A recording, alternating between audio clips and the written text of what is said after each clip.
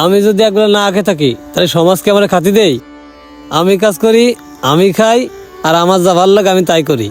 এত সমাজ মহাজ গুনার আমার সময় নেই। যা তুই যা, তোর কাজে যা। আমাদের সমাজটা আছে কোন জায়গায়? এর মতো একটা শিক্ষিত ছেলে যদি নেশা করে তাহলে কি হয়? ভাই আসসালামু আলাইকুম, ভালো আছিস? ওয়ালাইকুম আসসালাম, ভালো আছি। তুই কখন আসলি? মন মেজাজ খারাপ নাকি? তা কই মামুন কই?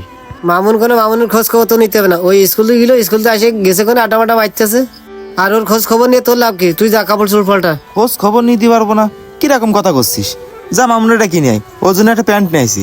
দেখে নিয়ে আসবো মানে? ওর কোনতে ডাকবো? ও কি এলাকায় আছে? যাই দেখে কোন আগান বাগানে আবহাওয়া খায় সেনে পড়ে রয়েছে।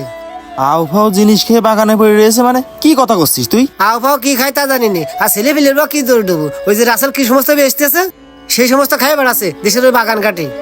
আর এই গ্রামটা শেষ করে ফেললে রাসেল ছেলে পেলেও দেখবে না, বুড়ো মানুষও দেখবে না। যারা পাবে তার কাছে বাঁচবে। আমার সেদিনকের ভাইপো ও আউফাও জিনিস খাচ্ছে না? কি অবস্থা না, গ্রামের কি অবস্থা গ্রামের পরিবেশের সাথে তো ছেলেপেলে নষ্ট হয়ে গেল। এভাবে চলতে থাকলে তো আমাদের সমাজটাই শেষ হয়ে যাবে। এর একটা প্রতিকার করতেই হবে, কিন্তু কিভাবে করা যায়? বুঝতে পারছি। এর সাথে মূল কে জড়িত আমার তারাই বের করতে হবে। এখন কোন যাচ্ছিস? এ থাক, আসতেছি। দেখো দিন কেবল মাত্র বাড়ি আসলো, আবার কোন যাচ্ছ? কিরে রাকিব না? রাকিব কবে আসিস বাড়ি? এই কেবল মাত্র আসলাম। কে বলি আসে আবার ছটপট করতে করতে কোনে যাচ্ছিস? ওই যাচ্ছি রাসেলের বাড়ি। ও গ্রামে কি আবহাওয়া জিনিস বিক্রি করে। ভাই আপনারা যে গ্রামের মাথা, আপনারা থাকতে গ্রামে ওপেনলি মাদক বিক্রি করে, আপনারা কিছু বলতে পারেন না?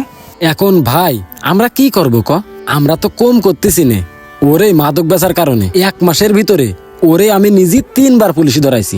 এই গ্রামে কয়েকবার বিচার করেছি ওরে নিয়ে, নাকে খত দিয়েছি, কান ধরে উঠবস করাইছি, তাও যদি ভালো না হয়।